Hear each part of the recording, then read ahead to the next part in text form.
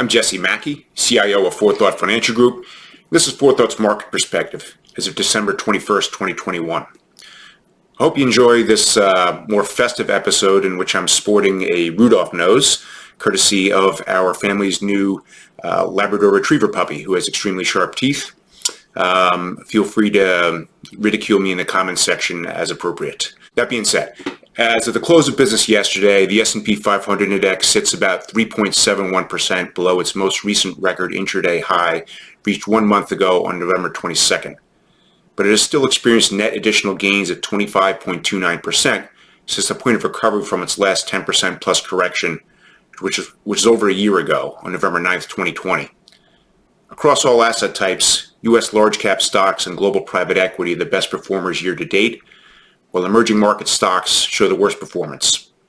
Most stock types, with the exception of emerging markets, continue to outperform bonds by a wide margin so far this year.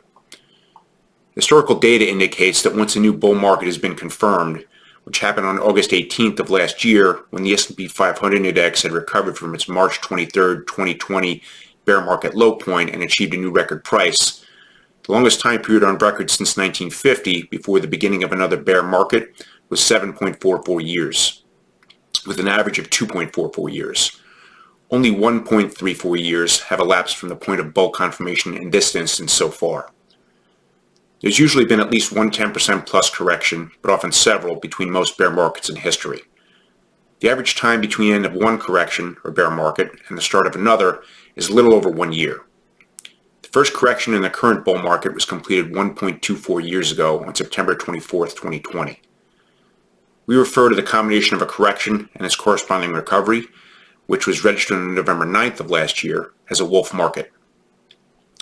Our data set also tells us that about 55% of wolf markets like the last one we experienced have been followed by a period that exhibits trailing one-year returns of 30% or greater without a 10% plus correction, something we refer to as an eagle market. The first eagle market subset of the current bull market was quantitatively confirmed on March 1st and was confirmed to have continued through November 24th. It's unclear whether this eagle market has now ended since its terminal point can only be quantitatively confirmed 1 year in arrears.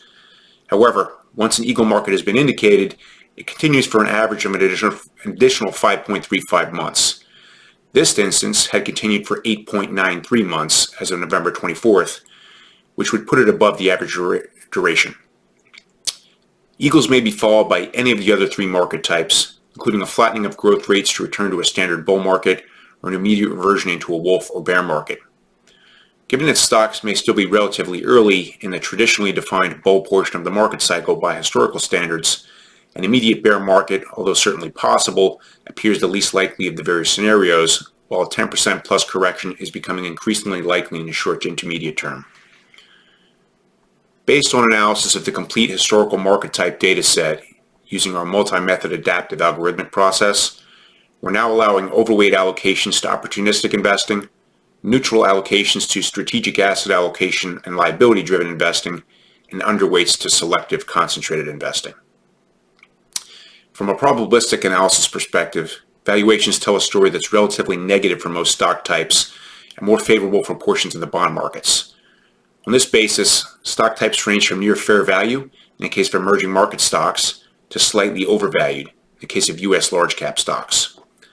Bonds range from slightly undervalued, in the case of investment-grade corporate bonds, to near fair value, in the case of Treasury inflation-protected securities.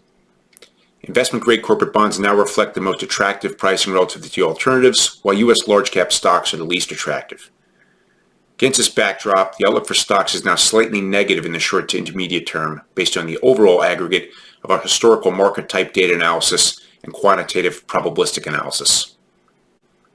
Hope this was helpful.